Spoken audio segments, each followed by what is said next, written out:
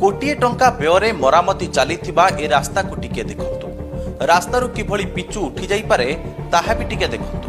केन्दुझर जिला हरिचंद्रपुर ब्लॉक रो करडापाଳ ठारू धुरुडी आंब पर्यंत मरामती करा जाउथबा ए रास्ता को देखिले कार्यर मान एकदम जलजल होई दिसि जाउछि, जा विभागीय अधिकारी और ठिकादार भित्तिरि बुझामणा को पदारे पकाई दउछि।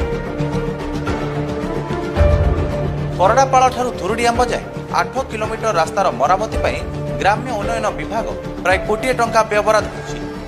तेबे रास्ता काम शेष न होणु एपटे किंतु पिचु उठी गलानी। खाली सेतिके नुहे, कोरोना कटकणा जेमिति ए ठिकादार और जंत्रिक पई किछि नुहे।